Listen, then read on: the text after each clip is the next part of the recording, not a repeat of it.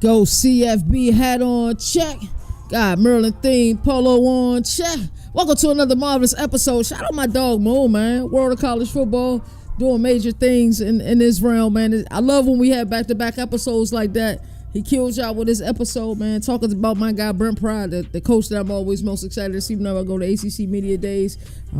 Talked about Dylan Thieneman, the transfer from Purdue. I think he is going to do big things out Eugene. I loved a lot of the deep dives he do. I actually seen my guy Moan on Monday when we head to Charlotte. We're going to fly out of Charlotte to Fort Worth, that Frisco area, actually to Dallas for Big 12 Media Days. Super excited about that. So you guys get back-to-back episodes. So everybody who's kind of like tuning in and they're like, damn, they live again. This is what we do over here at CFB Nation. Let's get on, what's on today's docket. We got a lot to talk about. This is our 50th episode. Which is kind of cool. 50 is a great milestone to hit. It's our 50th episode, probably about our 40th live one, maybe our 39th live episode, and we really just getting started on today's docket. Far into the news segment, we'll talk a little bit about Jim Nagy. He kind of expound on why he ended up in Norman as a GM for Oklahoma after all of those years at the Reese Senior Bowl. He's very decorated, everything he's done as a scout, what he's done for the Reese Senior Bowl. The Reese Senior Bowl isn't in the position that it's in today without Jim Nagy 100%. And I think the excellence that we've seen delivered in Mobile year after year, we're going to see that happen in Norman as well as Oklahoma. So we'll get into that. Mark Ingram talking more about Florida State. I think it's personal for Mark Ingram, even though what he's talking about Florida State with, I think is very accurate. And kind of the baseline of our show with these new revenue sharing things that are coming out of Tallahassee. And if they don't make changes to them quickly, they're going to lose out on a lot of recruits. Malik Washington, it's projected that he'll be Maryland's starting quarterback. And I think, we can see what happened with last year in Gainesville with Billy Napier and DJ Lagway, how DJ Lagway led the charge and Napier kind of keeping his job. And also Napier himself, he was able to do the recruiting and, coach his team to win a lot of games. I think that Mike Loxley continued success in College Park will be highly dependent upon Malik Washington. I say let the kids start now. The Heisman race is heating up early. We're going to look at some odds of who's going to win the Heisman Award. Cam Newton, and he kind of compared his rise to Arch Manning. He said he needed Tebow, and he felt like Arch Manning needed yours, but he also felt like he was better than Tim Tebow. We're going to get into that because I don't think that's as far as some of you guys think, to be honest. And then we're going to talk about a legacy athlete. That's Antonio Cromartie Jr. He's committed to Florida State. We're going to talk about him and his dad a little bit. So that's in our into the news segment. In our Governor React segment, we're going to react to CBS Sports. They dropped their top 25 true freshman list, the best since the year 2000. And there's some things I agree with, some things I disagree with. And for our governor ruling segment, if you predicted, we're going to talk about Florida State revenue sharing contract. It's dangerous. It's really dangerous, and I don't like it, and a lot of people don't like it either. Around the nation, we're going to get into quarterbacks with the most approved in 2025. I think this was a list done by Bleacher Report. I think there's some names that I need to add to that list as well, but they only went with 8 names, so it's going to be really difficult. So, Governor of College Football, hashtag go CFB. CFB Nation, your only college football destination. Let's get it. Governor of College Football, we're going to recap ACC. Hey, that's CJ defensive on minds. the They have to be better on that side of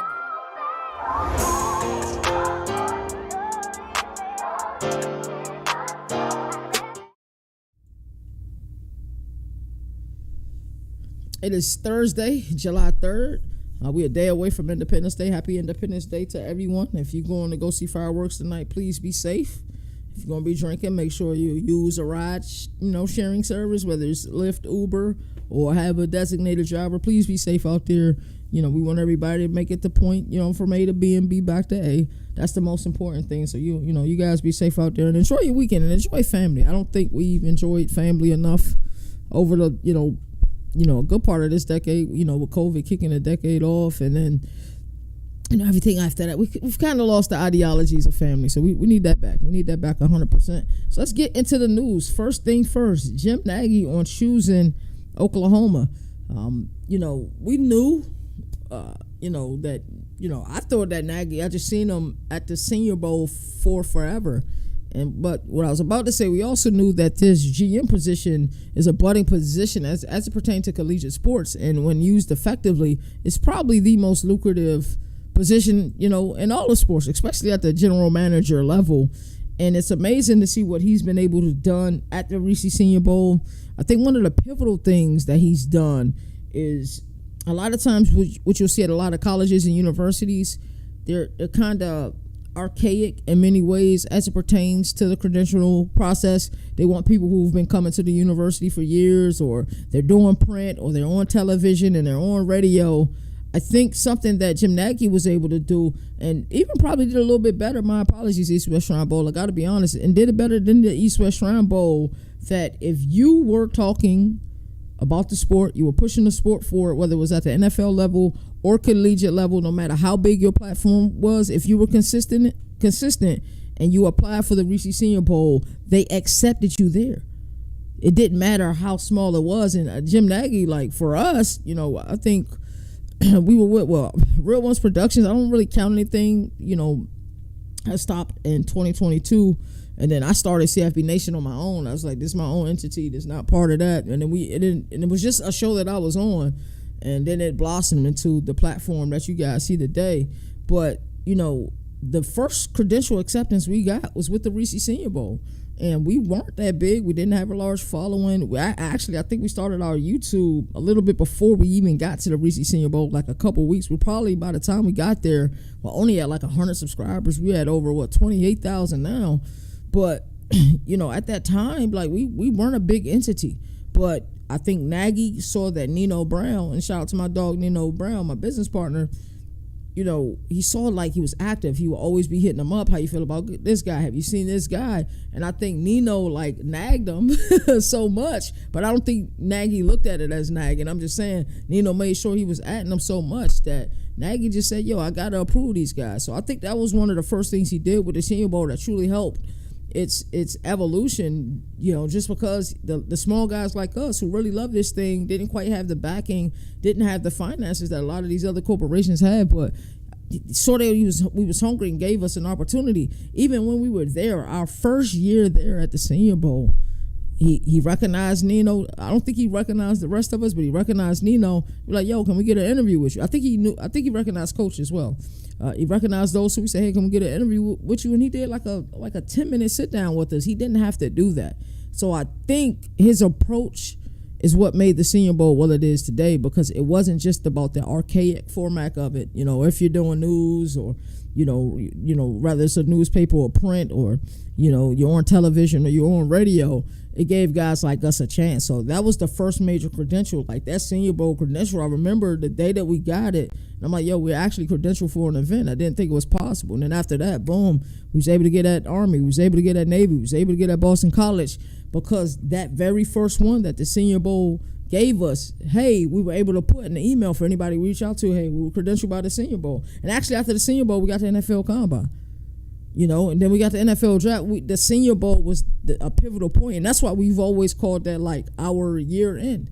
It's where we celebrate the players, we let the players go, and then we move on to the next class. That's just the way that it goes. So the Reese Senior Bowl holds a very special place in my heart.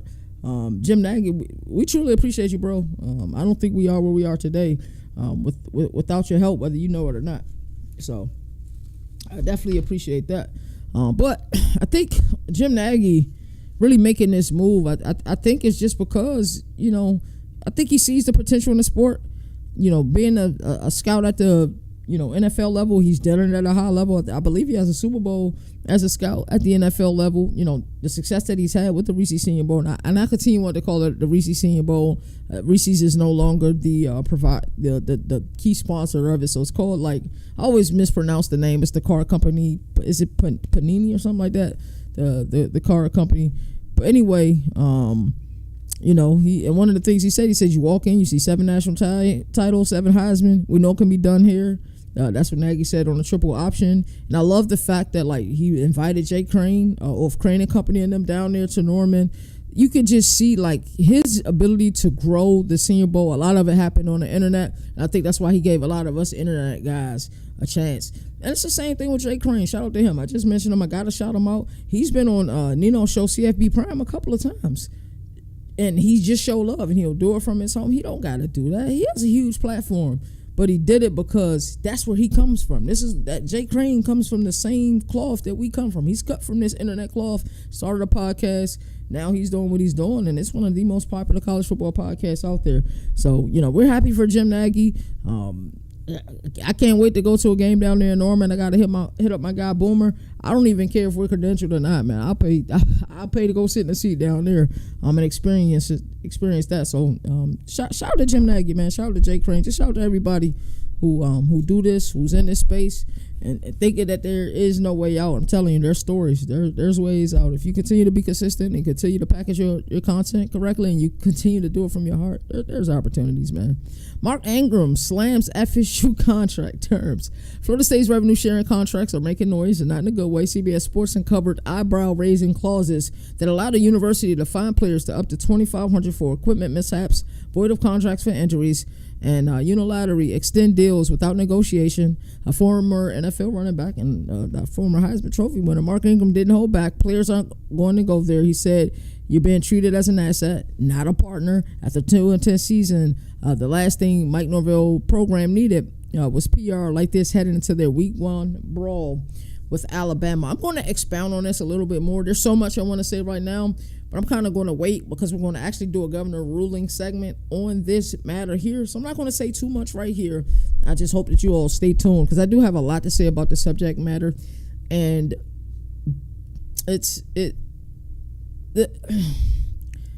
we went from one extreme to the other extreme. The university, the coaches had so much power before the current rules. I remember when Terrell Pryor and a few other Ohio State players were suspended. I believe Jim Tressel might have got suspended as well, for trying to make, some money off of their name, image, and likeness. What Cam Newton had to go through, after, the laptop incident at Florida, and Urban Meyer read him his rights and told him what universities he couldn't go to. So Cam Newton said, "Screw you, I'll go JUCO, then I'll go where I damn well please." And he came back and he went to Auburn and he won a national championship. I'll speak more on this a little bit later. But I don't like the extremes. I didn't like it when the universities and the coaches had all the power, and I don't like it when the players have all the power. This is just simply the university trying to fight back and try to keep whatever leverage that they have remaining. That's all this is. We'll talk about it a little bit later. Malik Washington and is he Maryland's future? I believe so. David Pollack is all in on true freshman Malik Washington as the man to watch from Maryland. He's going to be their starter. Pollack said it on C-Ball, Get Ball. Washington, top quarterback recruit from Maryland, landed in over a decade. That's crazy. Chose the Terps over Penn State and others, but he still has a job to win from UCLA transfer Justin Martin, who quietly impressed last year. Whether it's week 1 or week 6, Malik is the future in College Park. I said it earlier in the opening when I was kind of tell you guys what's on today's docket. But I think we see a very similar situation. I thought Billy Edwards did a really good job there last year. It didn't result to wins. It really didn't. But just because it don't mean it didn't equal out wins doesn't mean you can't, give praise to those who did well. Ty Felton had a really good season in College Park last year, and I happened to go to a couple of games.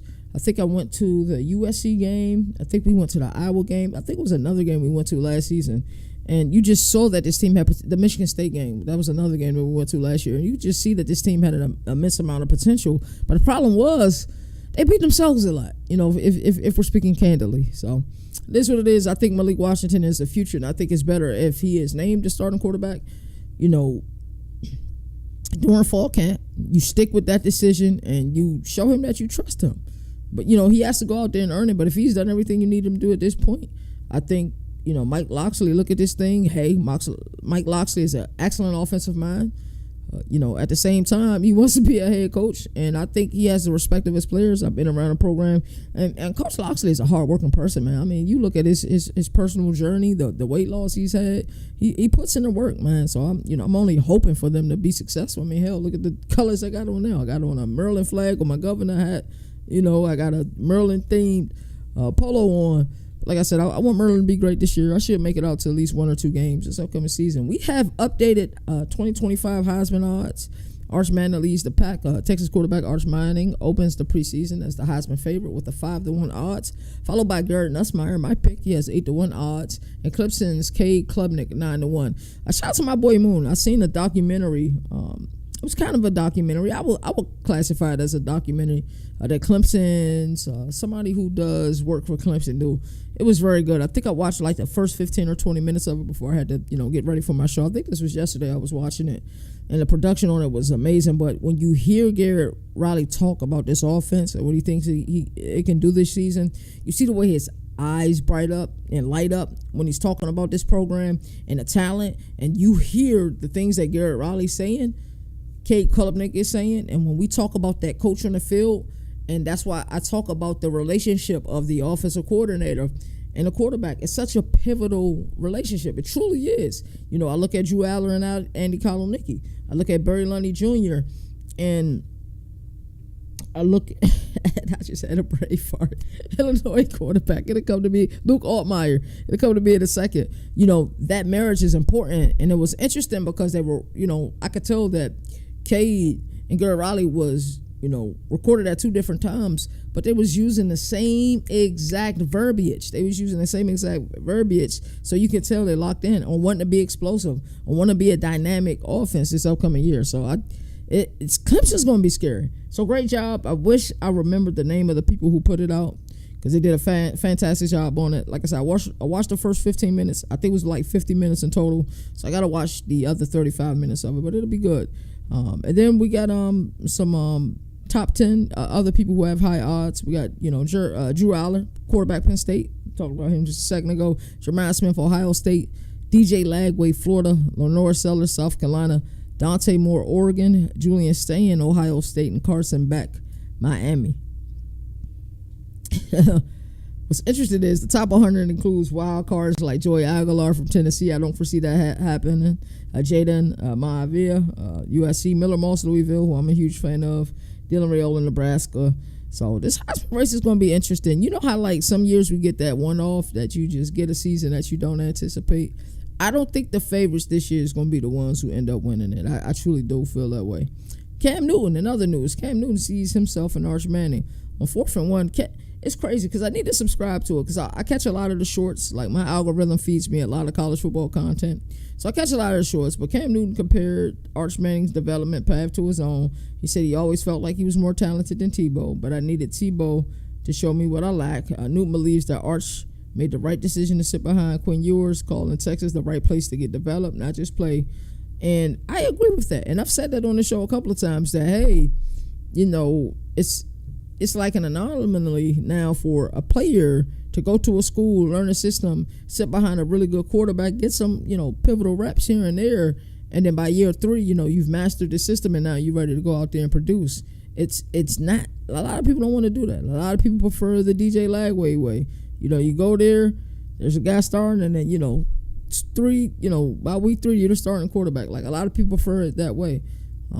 It's okay to do it this way. It 100% is. So I'm glad to see that Arch Manning is getting a lot of love that he deserves. And then legacy alert. This is the last topic of the day. Antonio Cromartie Jr.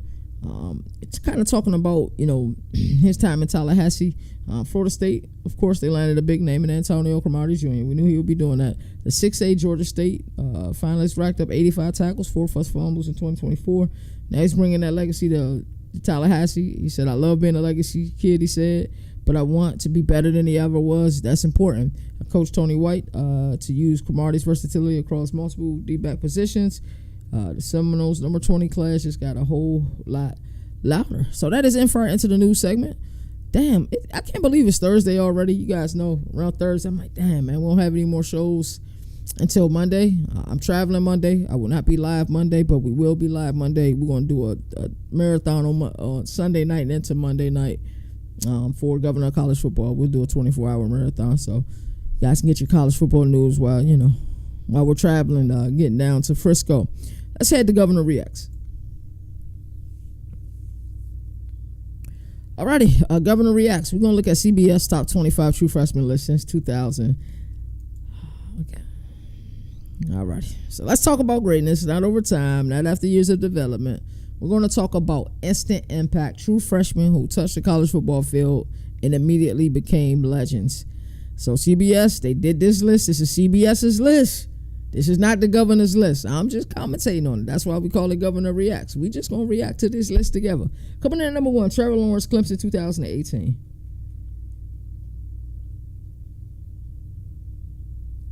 Yeah.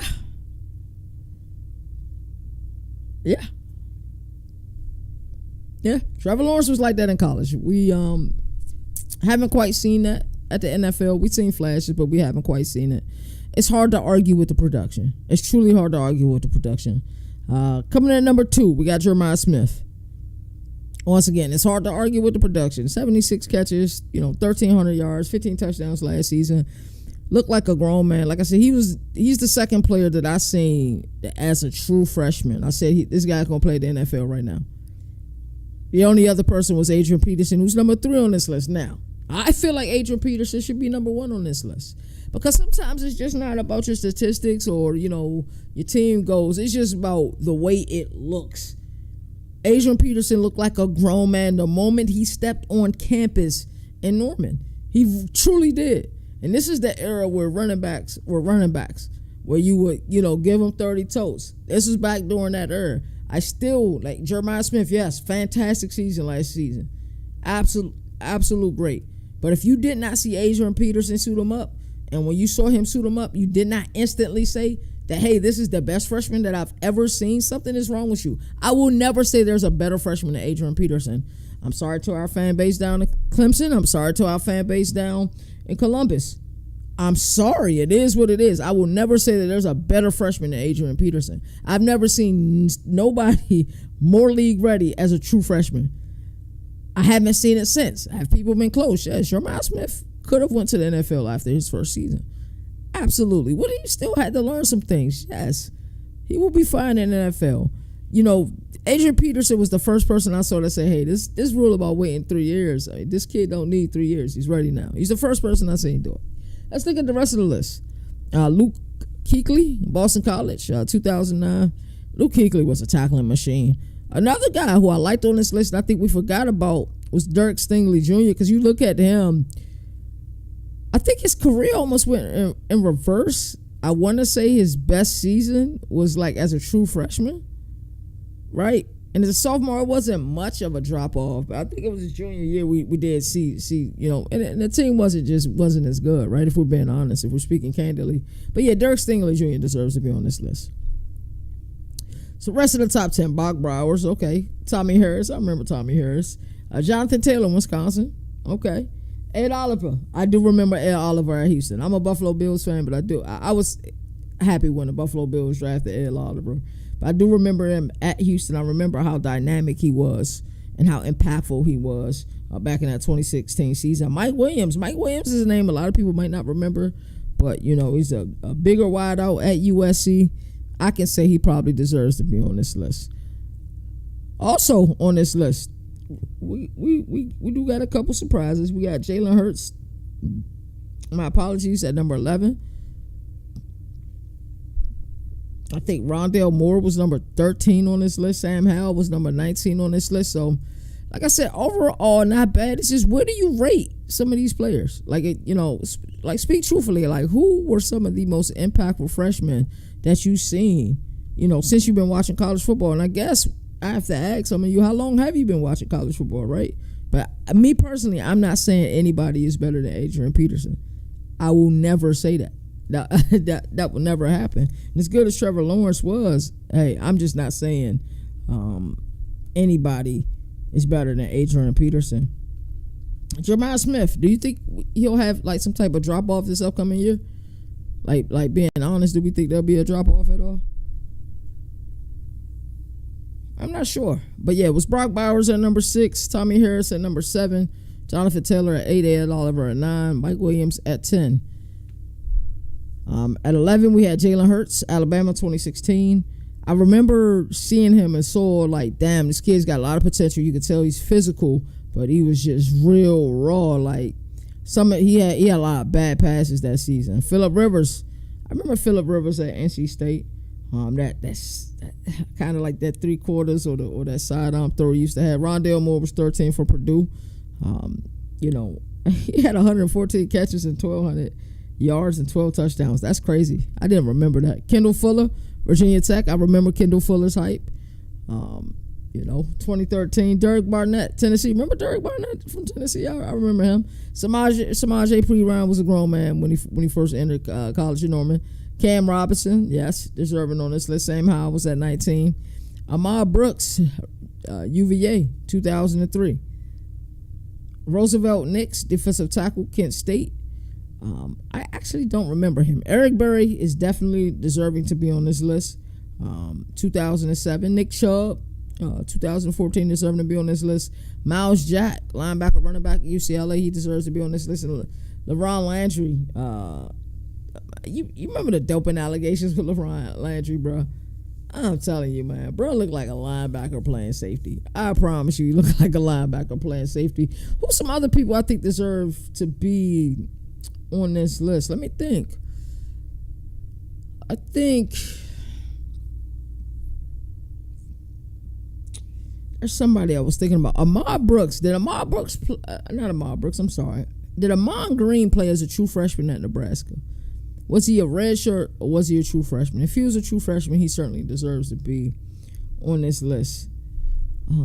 What's the kid name from Friendly High School that played at that played with the Cleveland Browns? Went to Florida Gators. I think he played as a true freshman. He could be honorable mention on this list. I can't think of his name. Joe Hayden. Joe Hayden is who I think of. I don't know why I couldn't think of Joe Hayden.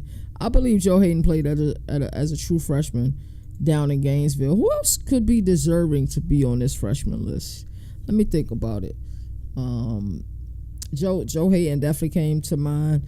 There was a kid. Now he didn't end up being anything, but he was the number one recruit in high school for the 2005 class. He went to Eleanor Roosevelt High School. His name was Derek Williams. That was the same high school I went to. And his first year at Penn State, he dominated as a freshman. I don't think he should be in the top 25, but is he deserving to be an honorable mention? Yes. But I remember they had a really nice class. Jordan Norwood was a part of that team. Deion Butler was a really good wide receiver as well that was on their team. I think they had Tony Hunt was their running back. Michael Robinson, who played fullback in the NFL, was the quarterback of that team. They had a really good team back then. So Derek Williams would be, in my opinion, honorable mention as well on this team. I'm trying to think of who else I would say should be on this list that CBS might have omitted. Is there anybody you guys can think of that CBS might have omitted as a true freshman, was impactful? Ryan Williams, his inaugural season in Tuscaloosa at Alabama, he could be honorable mention on this list as well. What was Derek Williams' stats as a true freshman? I wonder at Penn State. Let me look at his stats. But yeah, he definitely was impressive at Penn State. I didn't know if he'll play cornerback or wide receiver.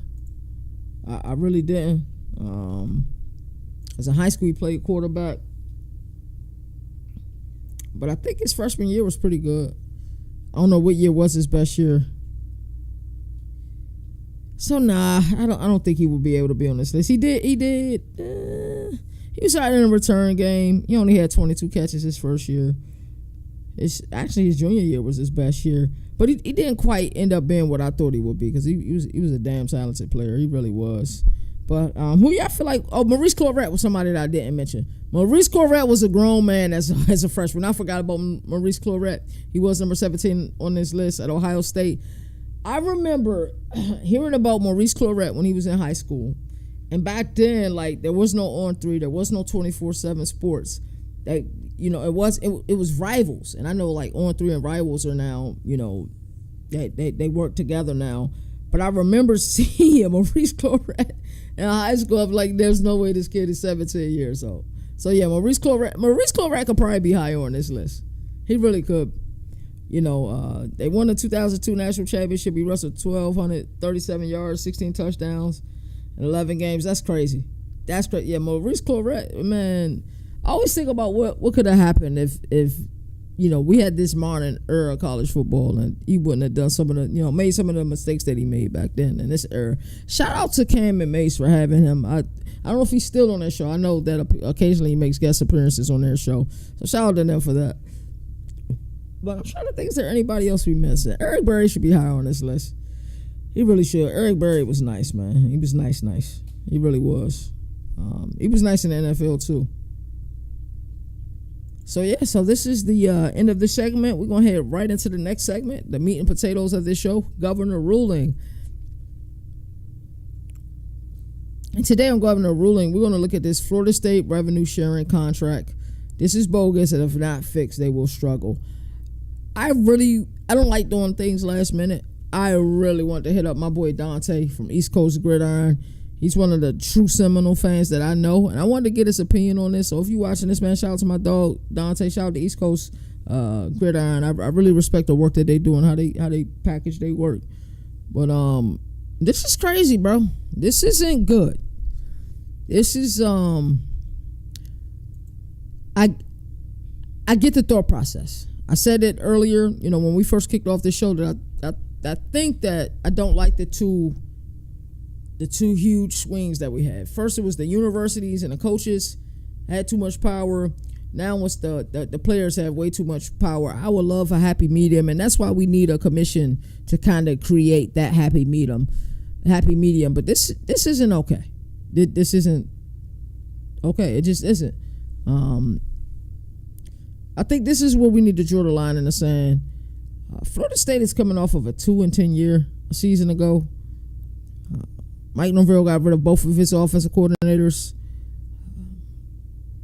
I don't know how to properly calibrate this team this year. I do believe that Thomas Castellanos has a lot of upside. I think that whether he'll admit it or not, I think Bill O'Brien got some really good play out of Thomas Castellanos last year. Was it 100% perfect? Absolutely not. It wasn't. I'll be a liar if I sit here and say it was perfect, but it was much improved over his previous year where he continuously turned the ball over in pivotal moments that really hurt them in games in 2023. So I think that, with Gus Malzahn being an offensive coordinator, Mike Norvell has a lot riding on this. So I really want Florida State to be a good team because, college football is just better when Florida State is better. It's just 100% better. But some of the language that they have in this contract, they sound real bitter. They really do. It's like when, let's say you dating a girl, you have a kid with the girl, now you try and co-parent, right? And now, because you no longer want to be with that young lady, now, the only thing she can hold against you is using this kid against you. And this kind of feels like what Florida State is doing.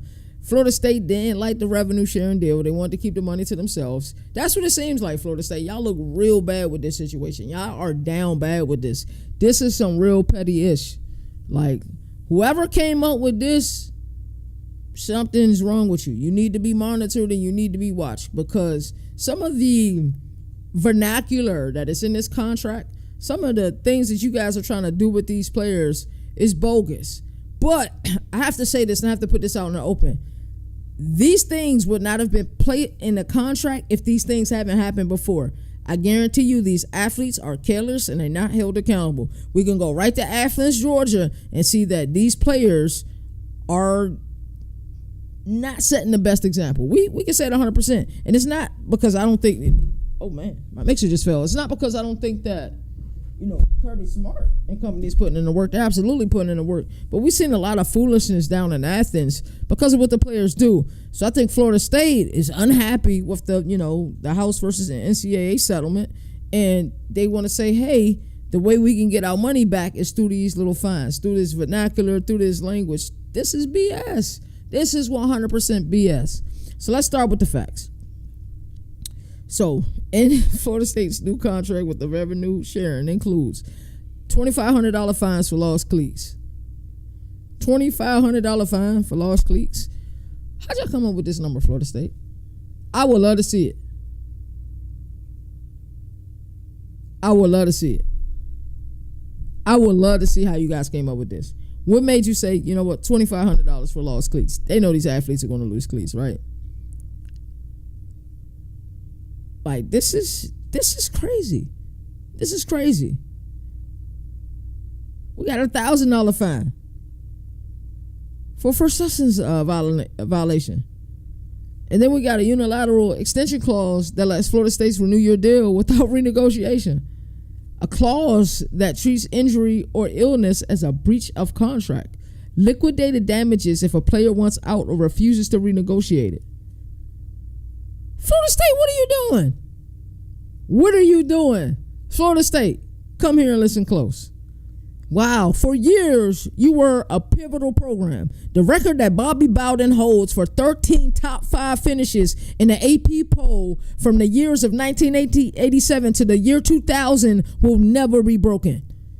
You're not that Florida State. You're coming off a 2-10 year, buddy. We look at Florida State the same way that we look at Oklahoma State right now. We got a lot of questions. Now, the difference is between Tallahassee and Stillwater, you guys have a lot more talent on your roster than the talent that they have in Stillwater. But we need results at the end of the day, bruh. Y'all in the ACC. We look at Clemson year in and year out. We saw what SMU did last year. That could be a one-off. We saw Georgia Tech have a lot of opportunities last year. We saw Louisville have a lot of opportunities last year and the year before. We need results. Y'all talking like y'all Alabama or Ohio State or somebody, bruh. Y'all bugging. Y'all are bugging with this language. Y'all truly are. And if I'm a player and I'm being recruited by y'all, I'm not even looking at y'all with language like this. Oh, no, we take y'all. No, we no longer interested in y'all. And that's what y'all gonna get. Oh, yeah, no, we're not interested in Florida State. We're not going there. They're talking crazy. They're talking reckless. What are they doing? So Darren Hetner, one of the top sports lawyers in the era, is probably one of the most unconscionable contracts I've reviewed over the last 15 years of practicing law. One of the most unconscionable contracts I've reviewed in 15 years of practicing law. 15 years of practicing law. This is one of the most unconscionable contracts that he's reviewed. There's a lot I want to say so badly right now. But this show is rated E for everyone, so I'm not going to use the vernacular I want to use right now. But you know you effed up, Florida State. You know you effed up, right? You know you effed up, right? Like, for real, bro. This is stupid. This is real stupid. Like, you know, I know a lot of people are opposed to NIL, right? I get it. A lot of people don't like it. They feel like the players have too much power. Trust me, I get it. I'm with you there. And even though I still think this game is very pure, the game that we get on, whether it's, you know, the weekday games or the Saturday games, which we all love so much, this game is still as pure as it is. And, you know, the issues that a lot of us have is truly with the semantics of the sport, right? We ain't really beefing with the game. We just beefing with the crap that come with the game. You know what I'm saying? Like, we beefing with that. That's the issue that we have. You know, we know that we got to get this portal thing right. We know we need reform for portal. We know we need reform for NIL. We do agree with that.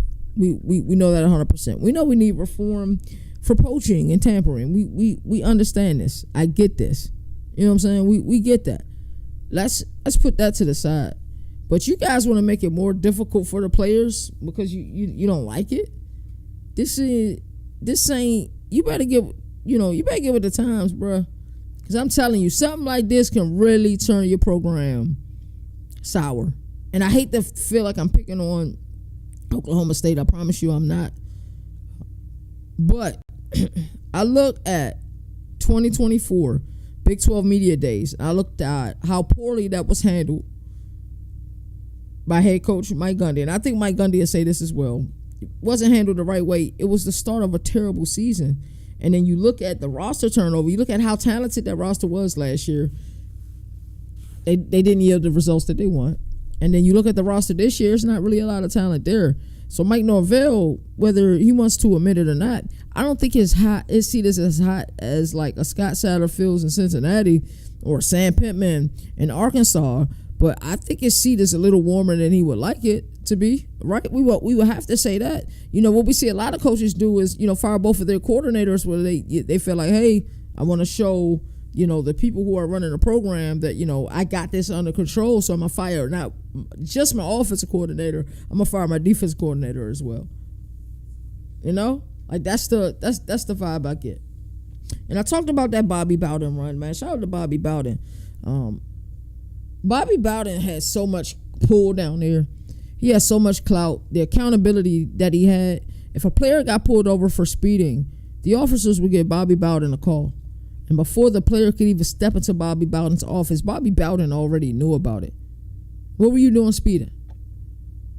That type of accountability is the reason why they had that run. Like I said, it'll never be beaten. As great as a head coach as Nick Saban was, I think the most he had was 5 straight ranked seasons in the top 5. Bobby Bowden did 13 straight seasons. That's a dynasty, bruh.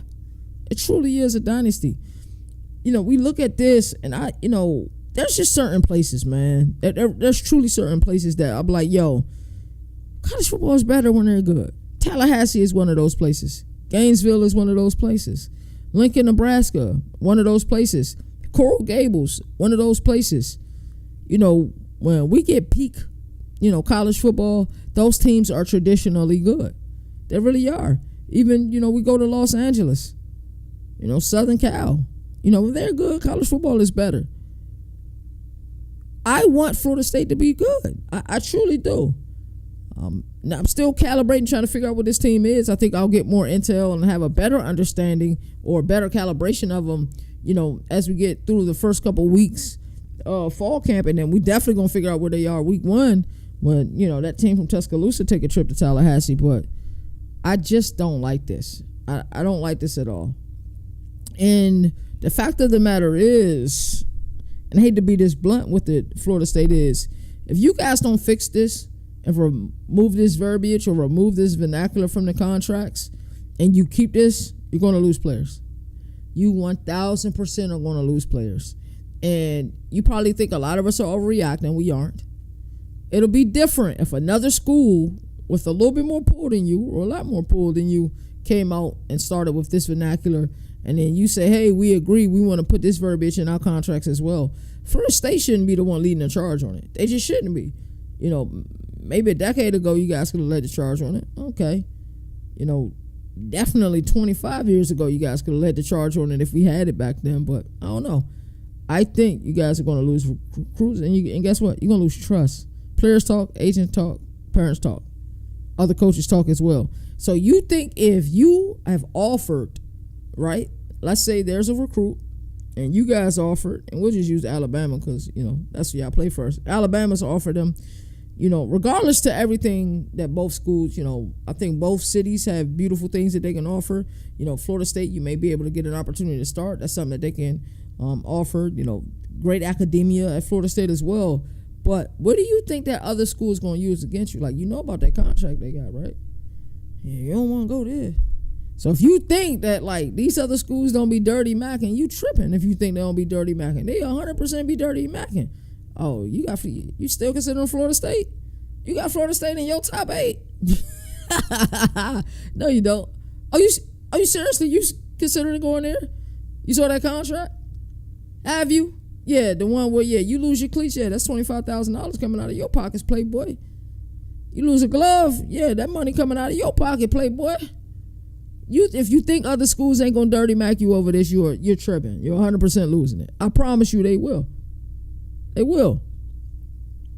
So, do you think that a Kirby Smart or Steve Sarkisian, or Mario Cristobal who's been recruiting his butt off, or Dan Lanning out there in Eugene, is going to allow something like this to happen at their universities? They not. They not. I mean, it is what it is. I think something like this, and that's for, like, an in-depth look. Let's look at it, from a wider lens, right? You look at something like this, and we know that, Florida State and Clemson, it's no secret that they aren't happy with the ACC. While I think the relationship is in a much better place than it was a year ago, because if you were at ACC Media Days and you saw, like, I could tell Jim Phillips is just a stand-up guy, bro. I met him. He a solid dude. He got a good memory. Every time he see me, he make sure he dap me up, and I appreciate that. Every time I see him, he always makes CFB Nation feel welcome. Like, he was the first person we met. Like, when we went down there, our first year down there, he was the first person we met. I think we were probably the earliest entity there. Got there, he shook our hands, he introduced himself, to us, and ever since then, it's been a real thing. But I ain't know Jim Phillips had the gangster he had in him. Because Jim Phillips is gangster, bro. I'm telling you, like, the words he was using, like the way he was going at Florida State and Clemson last year, he said these dudes didn't sign the contract, but not once, but twice. He said nobody forced them to. I was like, Jim Phillips talking like that. I'm looking at Jalen. I'm looking at Moon. I said, y'all see Jim Phillips up here going crazy? But like I said, that was a year ago, and damn, what a difference a year can make. But something like this on a larger scale, and some people may think I'm over-exaggerating with this one. I don't really care. But, it's just truly how I feel. Something like this from a larger scope, right? You looking at Florida State, 2030, that's the year that the teams who really don't want to be in the ACC are going to start going looking elsewhere. 2030 is a pivotal year, and I know you guys like, damn, Governor, 2030, 5 years from now, why are you talking about that? It's a pivotal year for these programs that are looking to get out of the ACC. If Florida State sees greener pastures and think that's happening via the SEC, language like this, vernacular like this, I'm not saying it will be the sole reason that they can hurt your chances, but, yes, you guys are in a pivotal spot, will truly help round out the Southeastern, conference, and traditionally a really good school in a myriad of sports. So why wouldn't the SEC, want to add a team from Tallahassee, to their already, well reputable and, well established, standard that the SEC has been able to create? Of course they would want to add you, but when you have vernacular like this in your contract, it makes you look like, how you gonna compete? How you gonna be able to recruit? Right? So, Florida State's one of those classic teams. I did a Governor Rewind on Florida State a few weeks ago. Talked about, the teams of the 90s and, the players that I remember, like the Warwick Dunn or Charlie Ward or Peter Warwick, Derek Brooks, Terrell Buckley. Like, Florida State always just had real like players, a lot of players that I liked. So this is crazy that we had this type of, talk inside of a contract. That should never happen. It really shouldn't. This ain't gonna be about being anti-school. It's about being pro-player. Like, do what's right. We know that of that $20.5 million, at least 15.3 of it are going to go to the football players in revenue sharing. And then, we saw what the Big 12 and the Big 10 did. They said, hey, okay, this is the ruling. We want to do right about these players. Let's go get with a reputable name like PayPal and Venmo to make sure that when we are playing out these distribution deals, that these monies are going straight to the players. There's no middleman. They don't go to the, the office to try to cash a check and all that. It's going straight to them. That's the way you handle a situation like this. You go show, whether you agree with it or not, you go show these players we are here for you. Big 12, Big 10 said, hey, let's get with PayPal, the most reputable name with these type of sales. Let's link up with Venmo. Let's make sure these players are getting paid the money. They were ready to deal with it, but Florida State is being petty, bro. Y'all acting real petty. Y'all acting real childish, Florida State. Like, y'all charging people for losing cleats, bro. Like, come on, bro. For gloves? Y'all struggling for money? Don't tell me a university, like Florida State is out here struggling for money.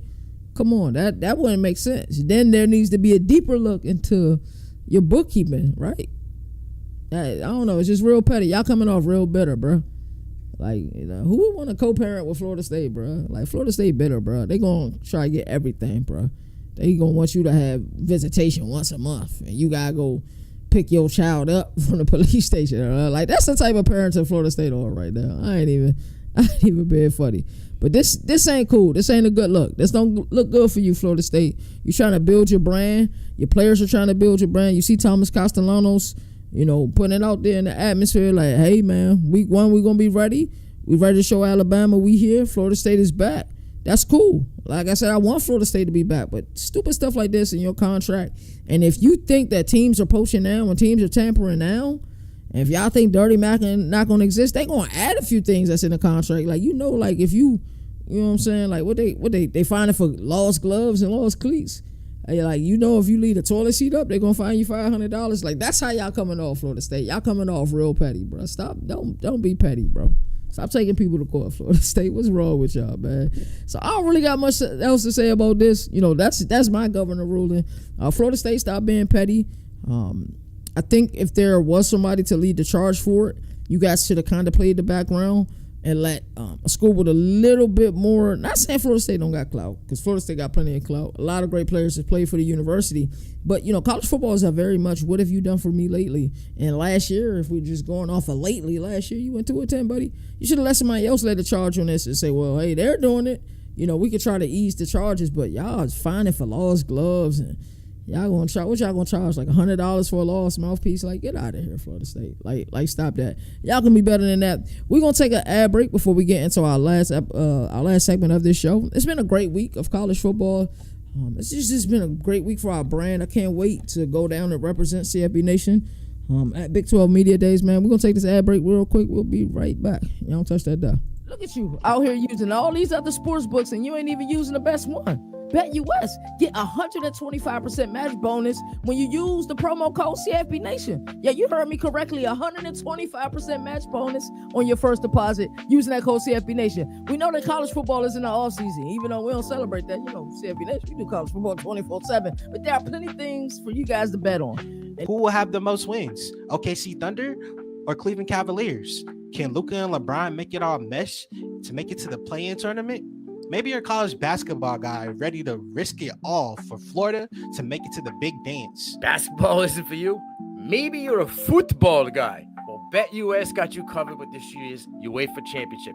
Can Liverpool or Barcelona win it all? Will Erling Haaland or Harry Kane lead their teams to victory? May is going to get popping when the Kentucky Derby hits town. BetUS has you covered in that way too, with all major horse racing events. Point is, type in that promo code CFB Nation and go get that money. All righty, last segment of the day, Around the Nation. And we're going to do an Around the Nation segment. This is a reaction to, I think, Bleacher Report this. Around the Nation, quarterbacks with the most to prove in 2025. So this really could have fell under the category of Governor Reacts, but I think what a better way to kind of, go around the nation, close out this week of episodes. Don't forget, next week we will be live from Big 12 Media Days. I can't wait. I truly can't. It's going to be at AT&T Stadium. I can't wait. It'll be our first time there. It's going to be cool. So let's look into this segment.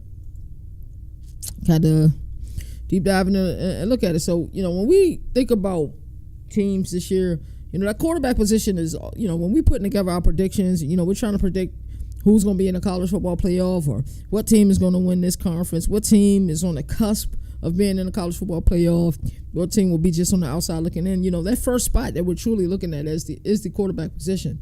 Now, we all kind of look for different things in quarterbacks or see different things in quarterback, like head to the season, you might be all in on Arch Manning or you might be all in on Cade Klubnik, and those are two great choices. Guy that I'm Garrett Nussmeier, I think, is the quarterback that I like most in college football. There's just a few things I like to see with LSU this year. I like to see them clicking on all cylinders, to be completely transparent with you. So this is Bleacher Report list, top 8 quarterbacks with the most to prove this upcoming season. I'll add a few honorable mentions. I like the list, to be honest with you. So I'm going to give you guys some commentary of what Bleacher Report said, and then I'll add some of my own commentary as well. So number 1 on this list, they got DJ Lagway from Florida. It ain't just about wins. It's about Billy Napier's survival. Billy Napier survived last year. I think Florida's going to thrive this year. I have Florida absolutely in my college football playoff. I have 2 SEC teams in my top 4 teams in the playoff this upcoming year with, I think, Texas, me and 1, and then Florida was 4th. I think when you look at this offensive line, I think when you look at this running game, I think when you look at this wide receiver core, I think when you look at this defense, I think when you look at the special teams, I think we look at Florida and say, hey, this team don't got really any weaknesses. Billy Napier has done the work from a recruiting perspective. He's done the work from a coaching perspective. We've seen him look really good in some games last year. Yes, there's a lot weighing on DJ Lagway this upcoming season, no doubt about it. Number 2 on this list, Garrett Nussmeier, and we're going to go off of some things that Brian Kelly has said. I said this is the best roster we've had. Translation: no excuses. I love when coaches can eliminate excuses. That's something that we say in the business that I'm in. We are in the business of eliminating excuses. Garrett Nussmeier can throw the ball. It's not a throw he can't make. Little bit turnover prone last year. Hopefully we get those down. But Joe Burrow said it best. We look at sacks.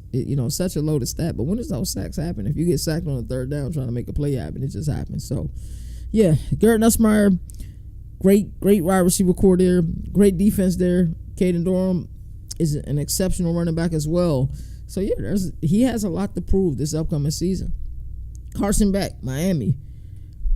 Carson Beck can have like one of the greatest revenge stories when you think about it. Like, to be at Georgia, get hurt,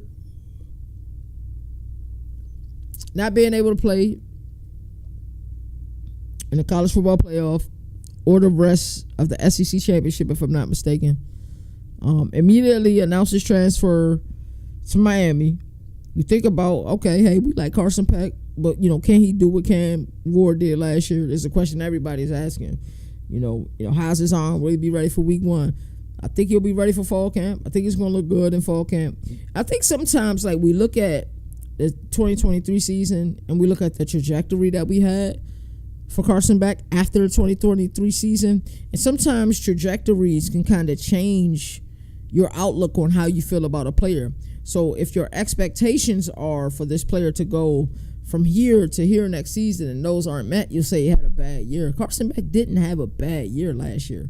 From a statistical perspective, he didn't. It was the expectations that we had versus the reality of it, that, hey, we expected him to go from here to here, but when he went from like here to here, we were unimpressed. He goes to Miami, from a roster perspective, got one of the best constructed rosters in all of the ACC. Mario Cristobal is truly cooking there, and he's in a quarterback-friendly offense. I'm not dissing Georgia's offense, but I think Miami's offense is a lot more quarterback-friendly than Georgia's offense is. It is what it is. So yeah, Carson Beck definitely deserving to be on this list. Drew Aller, Penn State. Drew Aller should have been number 1 on this list. When you look at Penn State, you look at their roster. You look at, their coaching staff. You look at Andy Kotelnicki, the offensive coordinator. You look at Jim Knowles, the defensive coordinator. You look at the head coach, James Franklin. You look at this team, and you say, if not now, then when, right? That's what we all say when we look at Penn State. If not now, then when? If Penn State doesn't make the college football playoff, James Franklin needs to be fired. I said it. And that's going to upset a lot of people. And some of y'all going to think I'm overreacting. I don't think I'm overreacting at all. I think you look at this team. Who can you truly say in your heart is a better team than Penn State? Now, there's rosters that are comparable. Florida's roster is comparable. Texas roster may be comparable. I'm trying to think of another team who has Clemson.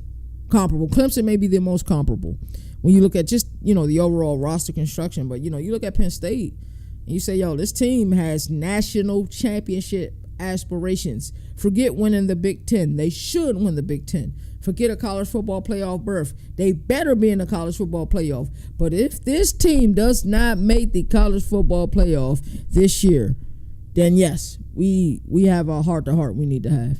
They're honest conversation that we need to have. And people will take this and say, oh, yeah, governor's tripping or I'm overreacting. You get such a small window of opportunity for winning, like in the NFL, but at the collegiate level, it's even smaller, bro. You have such a small window. If everything didn't work in Michigan's favor in 2023, Jim Harbaugh might not have won one there. Right? We think about it. Like, even they had a chance to go in 2022, but they lost to TCU. Like, you get such a small window to be able to win. So I look at this Penn State team, and I say to myself that, you guys it's gotta happen this year. It's gotta happen this year. Like, I 100% say that. So yes, there's a lot riding on Drew Aller, but I will say is this: cut the leash a little bit. Let him throw the rock, bro. Give him opportunities to take shots. Arch Manning at Texas, yes, he's filling big shoes in Quinn Ewers. Some people believe that he'll be an even better quarterback than Quinn Ewers was. He's been able to sit and truly learn in his system. There's an added element of his game that he has that Quinn Ewers didn't have. This kid was born in football royalty, and he's expected to exceed. So yes, Arch Manning has a lot to prove this upcoming year. Marcel Reed, Texas A&M. Texas A&M is a really difficult team to calibrate. They really are. Love that they got Casey Concepcion and via the portal. Marcel Reed has shown me flashes last year. It'd be interesting to see how, the relationship between he and Colin Klein grows. That'll be interesting. Will Marcel Reed be given more trust this year? Texas A&M was, for crying out loud, just a game outside of the SEC championship. So they had a really good season. Shout out to, Mike Elko and company. But, it's not about doing it for 1 year. You got to be able to continue to do it. So, yes, a lot will be riding on Marcel Reed this upcoming year. And who else they had on this list was Nico Iamaleava.